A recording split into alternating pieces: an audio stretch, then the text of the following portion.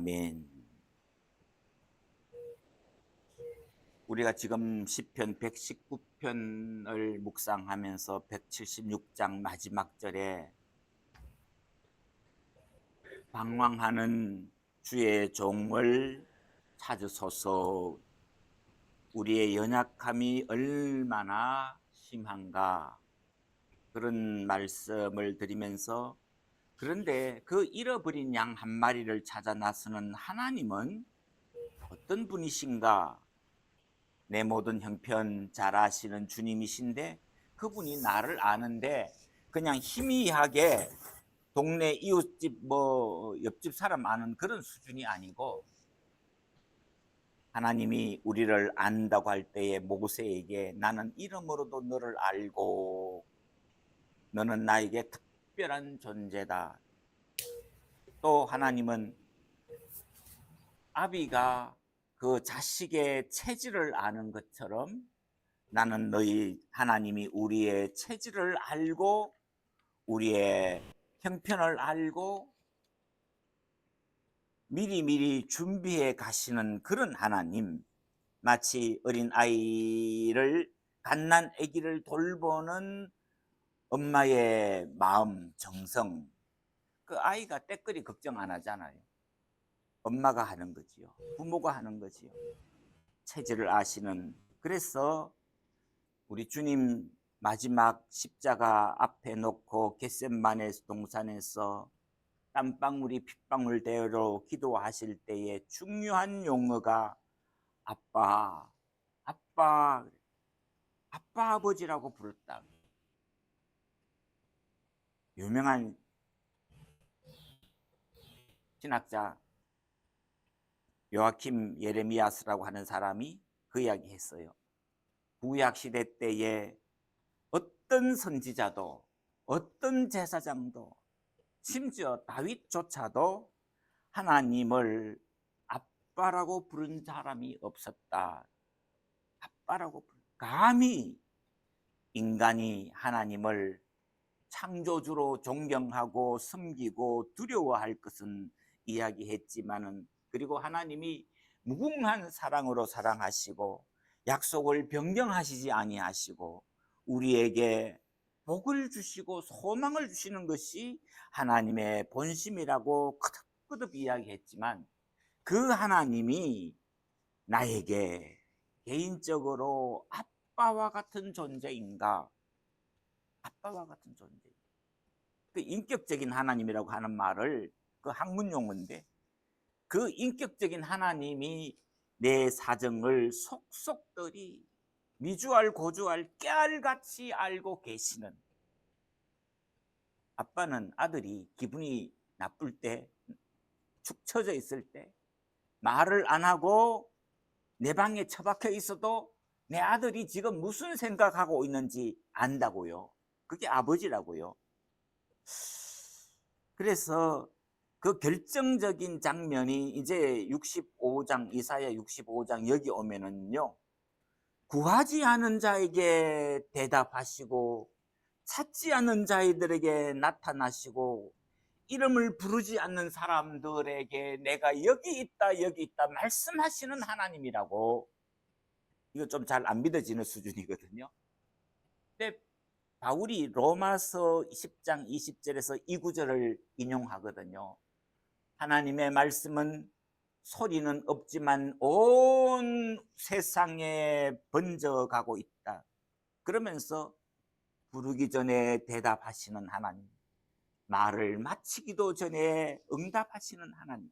그게 65장 1절에도 있는데 24절 65장 24절, 그들이 부르기 전에 내가 응답하겠고 그들이 말을 마치기 전에 내가 들을 것이며 이리와 어린 양이 함께 먹을 것이며 사자가 소처럼 짚을 먹을 것이며 쭉 나오거든요. 이게 천년왕국에서 이루어질 이야기를 이사야가 65장에서 이야기를 하는데, 여기 24절 한번 보십시오. 그들이 부르기 전에 내가 응답하겠고 말을 마치기도 전에 내가 들을 것이며, 이런 하나님이 어디 계시냐 이거예요. 불러도 대답하지 않고 침묵하시는 하나님이라고. 선지자들이 이야기하잖아요. 바꿔 말하면은 보아도 알지 못하고 들어도 깨닫지 못하는 것이 우리 인간인데, 마음이 닫혀 있는데, 하나님은 그걸 무시하고 부르기 전에 응답하고 말을 마치기도 전에 들을 것이다. 이런 좋은 예가 구약 성경 창세기 24장에 보면은 아브라함이 아들 이삭을 위해 가지고 이제 며느리를 구해오라고 그러잖아요. 그래서 자기 신실한 종에게 낙타에다가 선물을 잔뜩 싣고 자기 고향집으로 보냅니다. 보내는데 그 종이 여러 날 걸려서 자기 주인 아브라함의 친족들이 살고 있는 그 동네 입구에 들어서면서 하나님 앞에 이런 기도드립니다. 하나님, 주의 종을 내가 섬기는 우리 주인님을 위해서 며느리를 하나님이 준비해 주시는데, 내가 지금 이 동네 우물가에 가가지고 물 길러 나오는 동네 아가씨들을 보고 나에게 물 한 그릇만, 물 한 컵만 주시오라고 이야기할 때에 그 여인이 나에게 물을 줄 뿐만 아니라 내가 말하지 않는, 내가 부탁하지도 않는 이 낙타들에게도 물을 주는 그 여자는 하나님이 보낸 사람으로 내가 믿겠습니다. 길 지나가는 나그네에게, 처음 보는 사람에게, 언제 그 사람 다시 볼 사람도 아닌데 그 사람에게 물 한 컵 줄 수 있는 것도 넓은 마음인데, 말하지 않는, 그 나그네가 말하지 않는 낙타들에게까지도 물을 줄 아는 그 여자, 세상에 그런 여자가 어디 있겠습니까? 그런데 아브라함의 종이 데리고 갔는 그 낙타가 10마리거든요. 근데 낙타 한 마리가요, 거의 한 15갤론에서 20갤론 정도, 우리 타고 다니는 차, 아주 큰 차예요. 큰 차를, 여러분, 우리가 어떤 주유소에 가가지고 가스 넣어줘도 팁 줘야 되는데, 한 대 넣어줘도 팁 줘야 되는데, 한 대 넣는데도 시간이 걸리는데, 10대를, 아니요, 20대쯤을 기름 넣어주는 것도요 쉽지 않은데, 그거를 깊은 우물에서 물을 길러 가지고 낙타 한두 마리도 아니고 10마리한테 배불리 먹게 해준다는 거예요. 왜 이런 무리한 부탁을 감히 못하는데 아브라함의 종이 대담한 기도를 하거든요. 우리 한국에 김홍전 목사님이라고 하시는 분이 계시는데, 그분은 뭐 탁월한 분입니다. 돌아가신 지가 벌써 한 20, 30년 되는데, 30년까지는 안 되는데 하여튼 20년은 넘었어요. 20년 넘었는데 그분이 얼마나 뛰어났느냐 하면은, 그분이 돌아가신 몇 년 전까지도 그분이 녹음 테이프로 남겨놓은 설교를 풀면은 그게 다 책이 되는 거예요. 수천 명, 수만 명이 그 책을 읽고 있다는 거거든요. 하여튼 뭐 정말 성경 그분이 썼는 설교집에 보면은 면도날 같은 날카로움이 있다, 뭐 누가 그러시던데, 하여튼 그분이 이 부분 창세기를 강해 설교할 때에 하는 말씀이, 여러분 아브라함의 집안에 사람이 몇 명쯤 된다고 생각하십니까? 결론을 이야기하면 한 2,000명 넘게 5,000명까지도 본대요. 왜 그렇게 많이 보느냐 하면은, 아브라함이 자기 조카 롯이 헤어지고 난 다음에 소돔성에 살고 있을 때에 그 이웃나라 사람들이 소돔성을 공격해가지고 아브라함의 조카 롯을 잡아가 버리잖아요. 재산도 뺏어가지고 가고, 아브라함이 그 소식을 듣고, 하나님, 그 땅은 지금은 아브라함 자기 조카 롯이 살고 있지만 장차 하나님이 우리에게, 우리 자손에게 주신다고 했는데 내 영토에 들어오는 저런 인간들을 내가 보면서 내 조카 하나도 구원하지 못하면 되겠습니까? 그래서 자기 집에 길고 연습한 용사 318명을 무장시켜서 적진으로 뚫고 들어갔다는 거예요. 그거는요, 우리 조선이 중국하고 싸우는 거하고 똑같은 거라는 거예요. 나그네인 아브라함이 어떻게 그 인근 지역에 있는 왕국을 쳐들어가서 자기 조카 롯을 구원해 오겠느냐고요. 그런데 하여튼 뭐 318명을 한 집에 한 명씩 용사를 본다고 그래도 318명에 한 집에 4명, 5명만 해도 한 천수백 명, 1500명쯤 된다. 그리고 그 집에는 종들도 많이 있다. 아이들도 있고 여인들도 있고, 그러니까 아브라함의 집안이 한 족장이라고 그러잖아요. 거의 한 부족이란 말이에요. 그러니까 수천 명이 된다는 거예요. 그러면은 아브라함의 며느리 리브가는 적어도 한 고을의 여주인이 돼야 된다는 거예요. 안주인이 돼야 된다는 거예요. 종갓집 맏며느리보다도 넓은 마음을 가지고 이 부족을 끌고 나가야 되는, 그런데 속 좁은, 자기밖에 모르는 그 여자가 아브라함의 며느리가 되면은 이거는 집안이 이게 이어갈 수가 없는 그런 거니까, 아브라함의 며느리 리브가는 지나오는 길 지나가는 나그네를 위해서 물 한 그릇 떠주는 정도의 심성 가지고는 안 되고, 말하지 않는 동물들을 소중히 여기는 자비로운 마음뿐만 아니라 도량이 넓어요. 마음이 넓어요. 그래서 나그네가 목이 마르면은 낙타도 얼마나 목이 마르겠는가. 그런데 그 낙타가 한두 마리가 아니고 10마리일 때에 그 10마리의 낙타에게 물을 한두 컵 주는 정도 아니고 그냥 목 축일 정도가 아니고, 창세기 성경에 보면은 급히 우물로 내려가고 이 낙타들도 배불리 먹을 수 있도록 내가 물을 주겠다라고 이야기한다는 거예요. 하나님이 그 리브가를 준비하셨는데, 더 놀라운 사실은 24장 그 15절 보면은 아브라함의 종이 말을 마치기 전에 리브가가 온다는 거예요. 오늘 우리가 이사야 65장 24절에 읽었는 대로 그들이 부르기 전에 내가 응답하겠고 말을 마치기 전에 내가 들을 것이며, 말을 마치기도 전에, 기도가 끝나기도 전에 리브가는 벌써 물동이를 가지고 걸어오고 있는 거예요. 그러면은 뭐냐고요?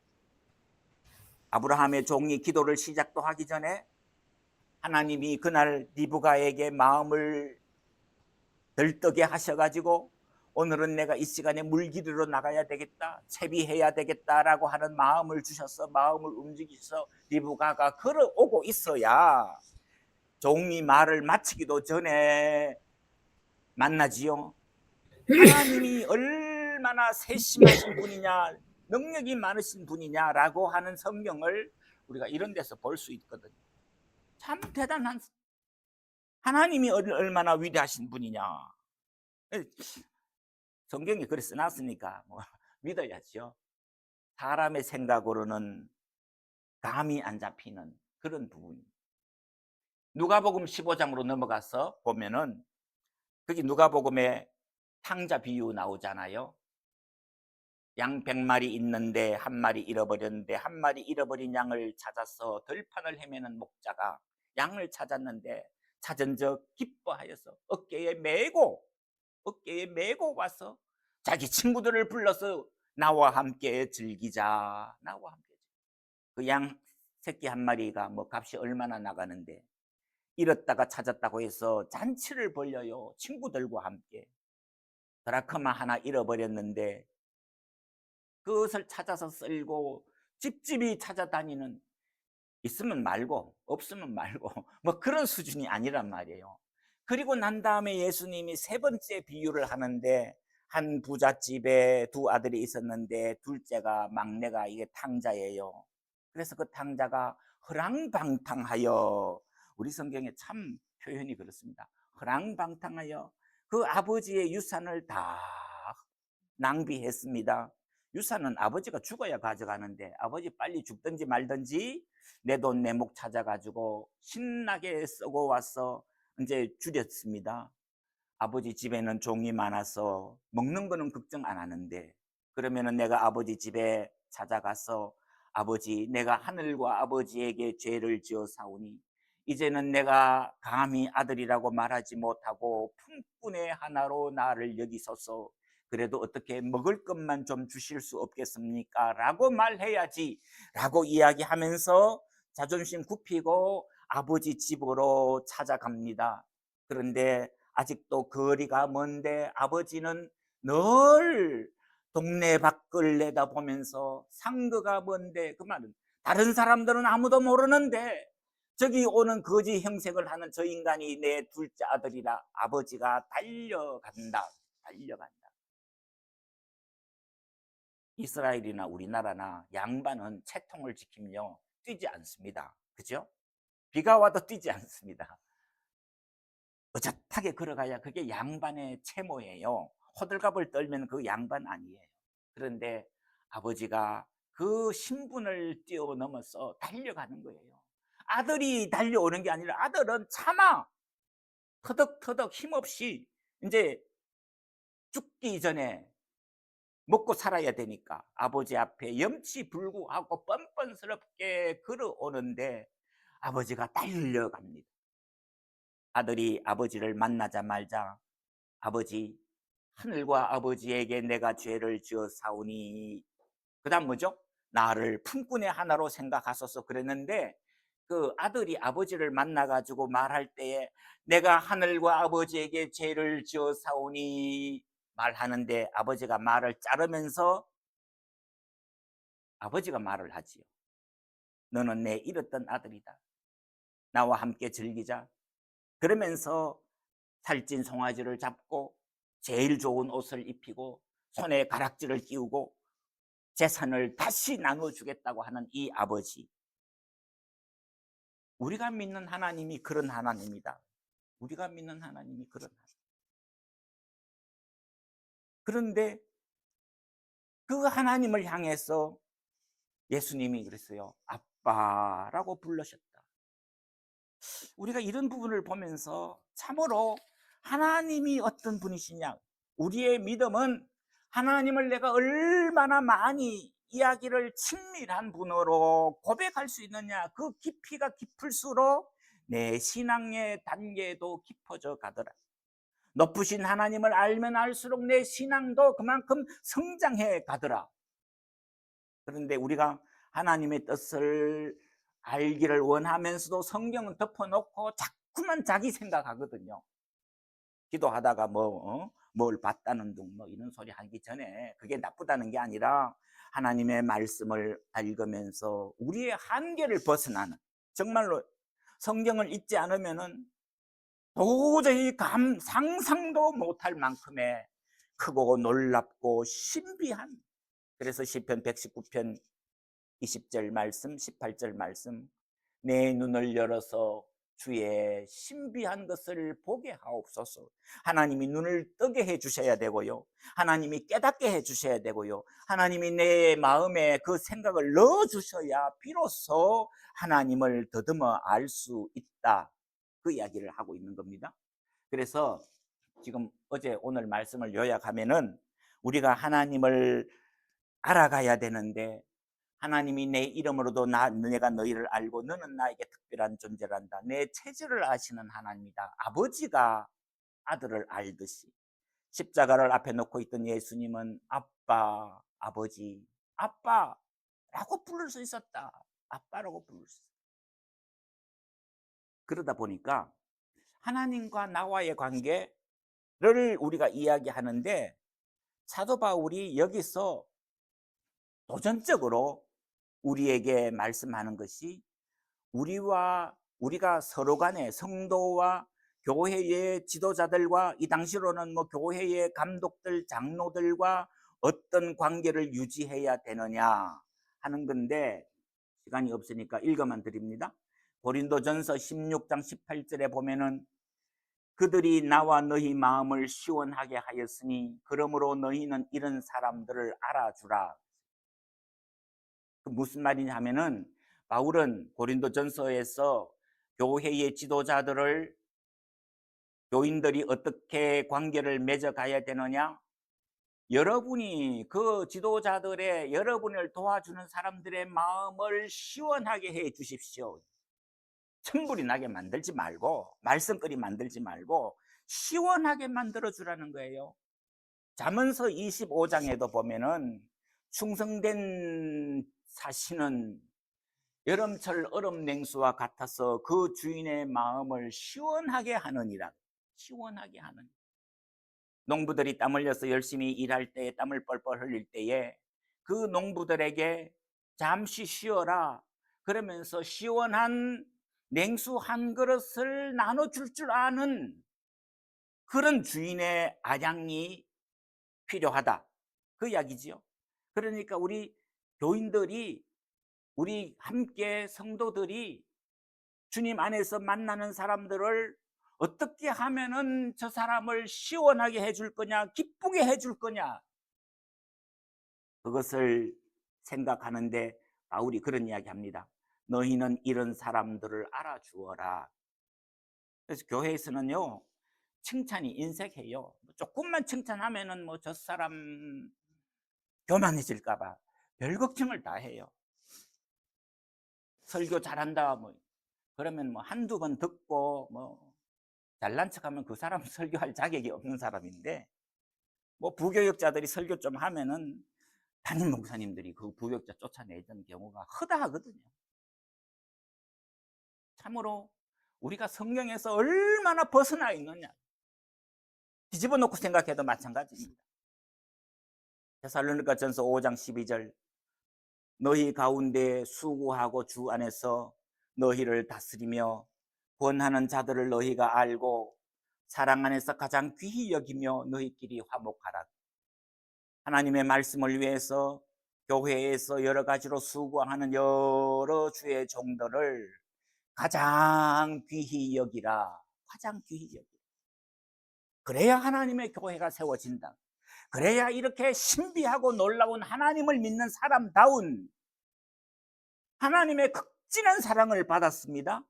그 사랑을 받은 내가 나눌 수 있어야 되고 섬길 수 있어야 되고 나를 사랑하는 하나님이 저 사람도 사랑해야 되는데 왜 하나님은 나만 사랑해야 된다고 하는 것이 오늘 우리 교회에 너무 흔한 이야기가 되니까 이게 우리 교회가 현대 교회가요 이거요 끼리끼리 모여 살고 기업이 되고 이익단체가 되는 이런 하나님 앞에서 참으로 부끄러워. 그래서 하나님께서 참으로 안타깝게 생각하고 탄식하고 그러다 보니까 내가 믿는 하나님이 좁은 하나님이 되는 거예요. 이웃 교회가 그냥 딴 집 사람이 돼버리고 교파 다르면 얼굴도 안 보고 그건 아니지 않느냐. 그런다고 해서 뭐 진리를 어긋나게 하라는 말은 아닌데요. 그래서 제가 진도가 오늘까지 못 나갈 수도 있는데 꼭 해야 하고 싶은 이야기가 하나 있는데 우리 한국 교회에 특히 장로교가 교단이 많이 나누어져 있잖아요. 그 많이 나누어져 있는데 아주 좋은 건 아니고 아주 그 심각한 것이 보면은 뭐 주일 성수 같은 그런 문제로 싸우다가 편이 나누어져서 교단이 갈라지고 뭐 그랬는 적이 있었어요. 근데 실제로 그 1960년대에 한국에서 오래 선교하던 미국 선교사님이 이제 안식년이 돼서 미국으로 돌아오게 됐답니다. 그 스푸너 선교사라고 하는 분인데 그분이 부산에서 이제 배를 타고 와야 되는데 60년인데 그때도 아주 부자는 비행기를 탔을 거예요. 그런데 뭐 선교사들이니까 배를 탔던가 봅니다. 그런데 그 배가 목요일 날 간다 그러다가 금요일 날 간다 그러다가 마침 주일 날 아침에 출발한다는 거예요. 그리고 그 배 가면은 그 다음 배는 뭐 몇 달 뒤에 있거나 뭐 그렇겠죠. 그러니까 그 선교사를 배웅하러 우리 그 저 박윤선 목사님이라고 하는 분이 한국인으로는 성경 66권 주석을 쓰신 분인데 그러니 그 선교사를 잘 알고 그러니까 그 선교사를 배웅하러 바닷가에를 나갔는데 그때만 해도 그 승선하는 사람을 배웅하려고 좀 들어가서 내가 인사하고 나오겠다 그러는데 그 경찰들이 못 들어가게 막 막고 그러더래요. 그래서 신원 조사하고 설득을 하고 사정사정을 해가지고 조사를 하고 그러는데 들어가서 만나고 그러려고 그러니까 주일날 아침인데 시간이 다 됐다는 겁니다. 그리고 참 그날 아침에 이 목사님이 바빠가지고 빨리 만나고 와서 예배 드려야 되잖아요. 그러니까 비싼 택시를 탔답니다. 택시를 타고 선착장에 가서 그 선교사를 잘 배웅을 하고 돌아오면은 예배를 드리는데 시간이 너무 많이 걸린 거예요. 그래서 그 선교사 가족하고 같이 갔던 목사님들하고 갑판장 위에서 무릎을 꿇고 간단한 주일 예배를 드리고 작별을 하고 그래도 보니까 벌써 시간이 예배 시간에 못 돌아가는 거예요. 돈이 좀 더 있었으면은 갈 때도 택시를 탔을 텐데 뭐 늦어가지고 못 갔다는 겁니다. 그러니까 이 신학교 교장 목사님이 주일 예배를 범했다 이래 되는 거예요. 이게서 노회에서 싸우고 토의하고 그러면은 사과해라. 목사님이 나는 사과하지 않습니다. 내가 선교사를 배웅하는 것은 아주 성경적이고 그러면서 그리고 주일 성수도 부득이한 경우에는 따로 예배를 드릴 수도 있습니다. 그랬는데 그게 통용이 안 되는 거예요. 그래서 끝까지 사과하지 않으니까 이 신학교 이사 목사님들이 모여가지고 그 교장을 파면했습니다. 그래서 교단이 하나 또 생기게 되는 그런 일이 있었는데 참 그래서 우리가 하나님의 말씀을 그 주일 성수는 뭐 우리 구약 60년대 70년대까지만 해도 한국 교회가 주일 성수에 목숨을 걸었잖아요. 그래서 구약 성경의 안식일 준수가 그대로 신약 성경에 와서 사람을 그냥 옥매어 가지고 하루에 5분 이상 5리 이상 가지 말아라. 유대인의 율법을 또 그런 거는 이상하게 또 알고 와가지고는 그거를 모든 교인들에게 이야기하고 제가 어렸을 때도 우리 어머니 말씀 들어보면은 거기에 목사님이 그 좀 더 큰 도시에 나가서 구제품을 받아가지고 토요일 날 가지고 오는데 차가 이게 고장이 난 거예요. 그래서 주일날 새벽 2, 3시에 뭐 교회를 들어왔다나 노회가 그걸 알고 그 목사님을 뭐 석 달 동안 강단에 못 서게 하고 뭐 그랬다는 거예요. 그게 우리 부모님들 세대에 믿었던 예수. 그만큼 뭐 우리 어머니도 제가 토요일 날 주일 날 시간을 좀 잘못 쓰면은 아주 심하게 말씀을 하시지요.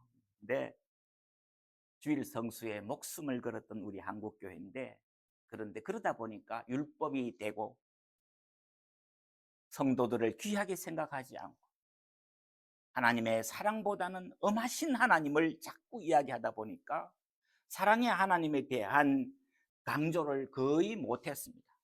그거는 천국에 가서나 기대해야 되는 그게 유교의 율법의 잔재가 남아있는데 지금은 또 그게 너무 없어져 가지고 주일 예배 빼먹는 거를 아무렇지도 않게 생각하는 예배를 우습게 생각하는 이런 자리에까지 나왔다는 사실.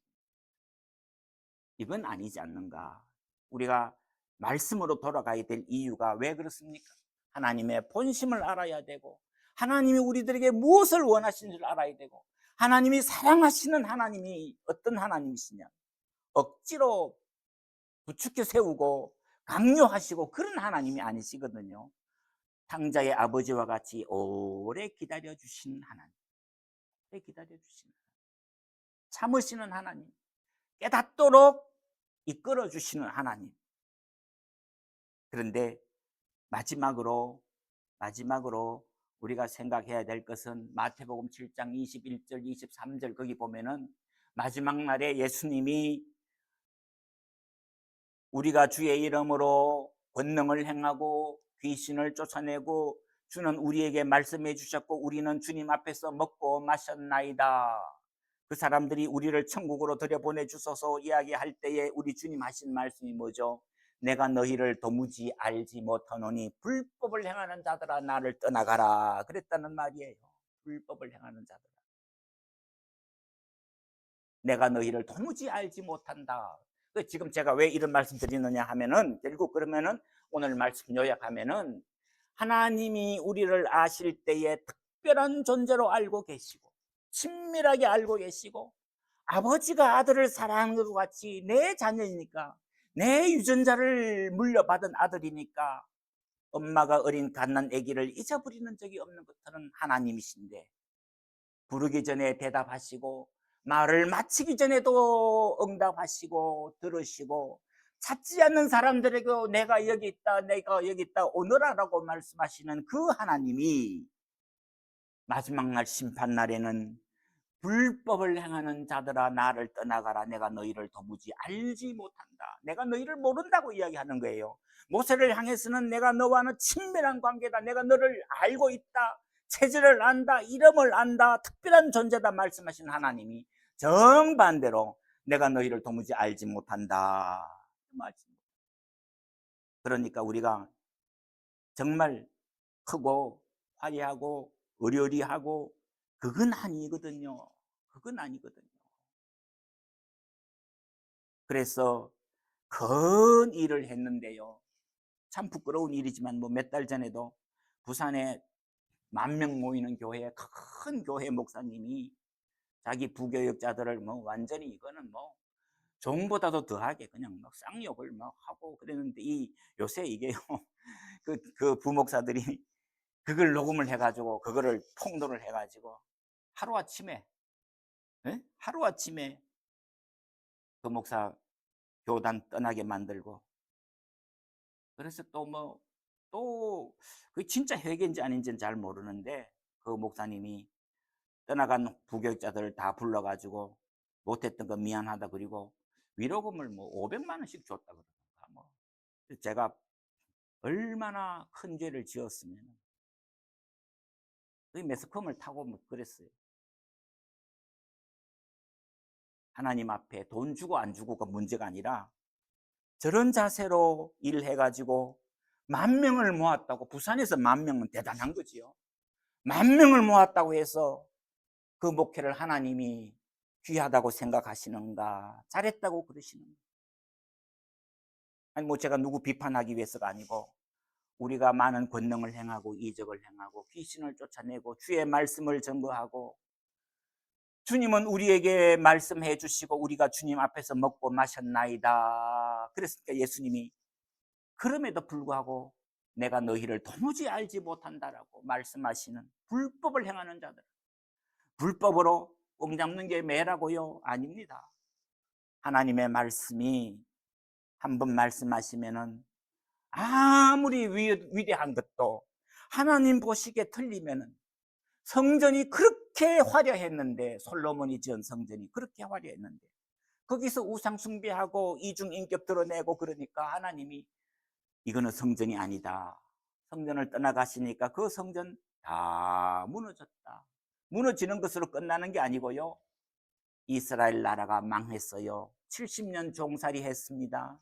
그랬다는 거예요.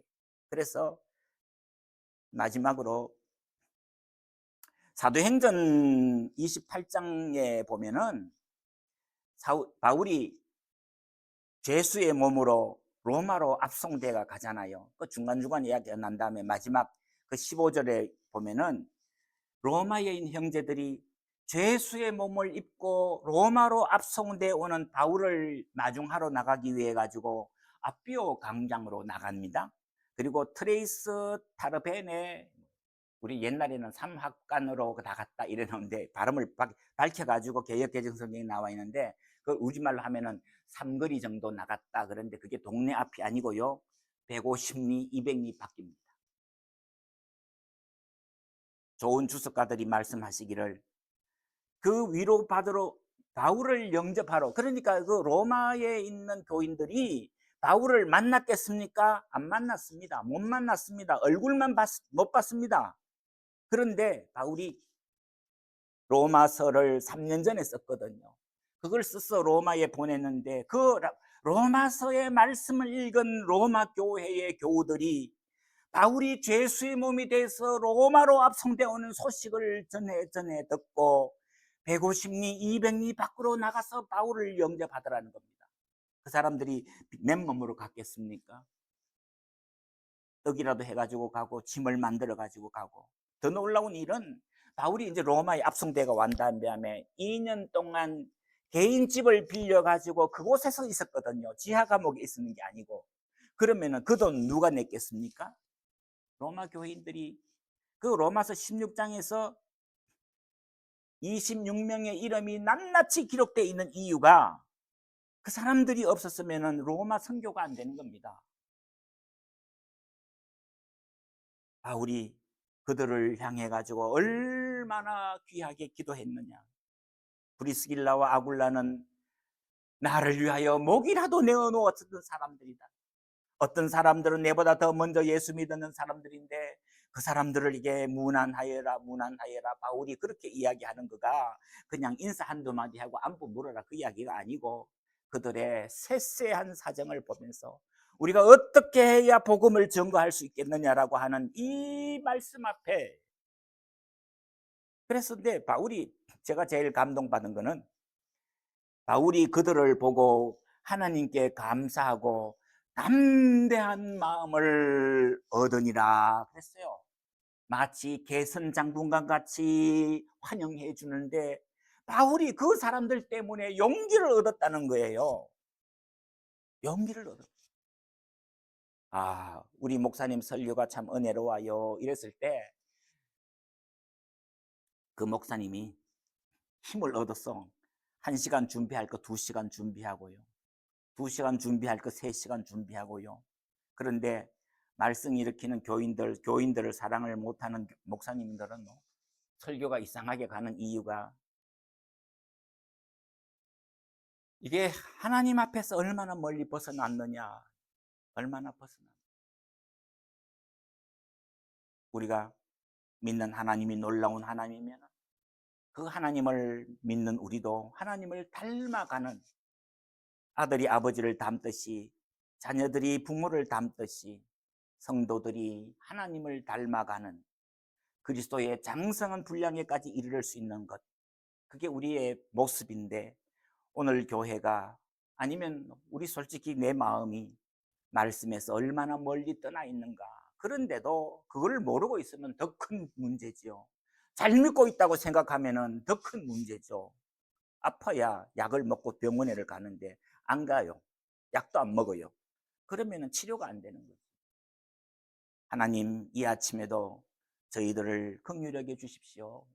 시편 119편 176절에서 주의 종을 찾으소서라고 하는 이 기도가 왜 나왔겠는가? 마지막으로 말씀을 드렸습니다. 하나님 아버지, 이 아침에도 주의 종을 붙드시고 하나님 앞에 나와서 하나님의 도움이 없이는 단 하루도 살 수 없는 저희들입니다. 하나님이 붙드시지 아니하시면은 넘어질 수밖에 없는 저희들입니다. 하오나 하나님께서 우리에게 극진한 사랑을 베푸셔서 부르기 전에 대답하시고 찾기 전에 찾아오시고 내가 여기 있노라고 말씀하시던 그 주님, 그 하나님을 믿는 저희들 담대한 마음으로 이 아침에도 주님 앞에 간구드릴 때에 주여 들으시고 응답해 주시고 가르쳐 주시고 말씀해 주셔서 하늘의 상급을 쌓아갈 수 있는 저희들 되게 하여 주옵소서. 우리 구주 예수님 이름으로 기도하옵나이다. 아멘. 아유, 오늘 시편 119편 하다 보니까 시간이